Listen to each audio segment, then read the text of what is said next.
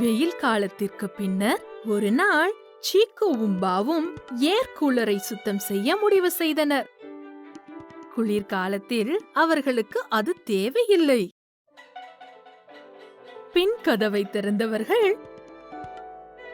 ஈரமான உள்பகுதியில் 2 உயிரினங்களை கண்டு வியந்தனர், திகைத்தனர். சீக்கு, ஒரு பச்சோந்தியும் ஒரு பல்லியும் இந்த கூலரில் வாழ்கின்றன என நம்ப முடிகிறதா?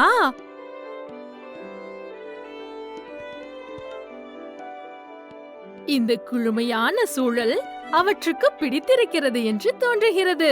கூடவே காக்கைகள் மற்றும் பறவைகள் தாக்காமல் பாதுகாப்பாகவும் இருந்து வருகின்றன என்றாள் பா. சீக்கு கூலரின் உள்ளே பார்த்துவிட்டு, உண்மையிலேயே இவை மிகவும் புத்திசாலிகள். இதில் இருக்கும் புல் பூச்சிகளை ஈர்க்கும் என்பதால் சாப்பிட நிறையவே கிடைக்கும். வெளியில் போக அவசியமில்லாமல் கூலர் உள்ளேயே தங்கிவிடலாம் என்றான்.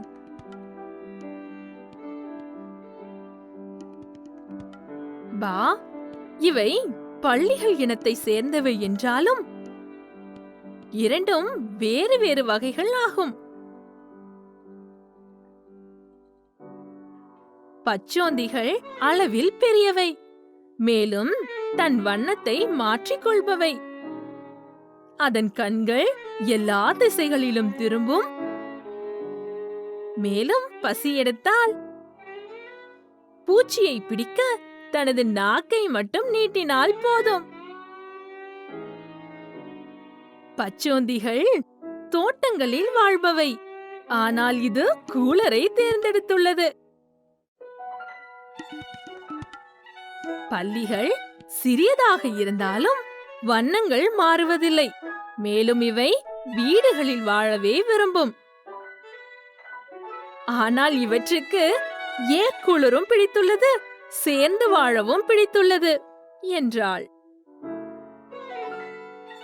இப்பொழுது கூலரை சுத்தம் செய்ய வேண்டும் என்பதால் பாவுக்கு என்ன செய்வது என்று தெரியவில்லை.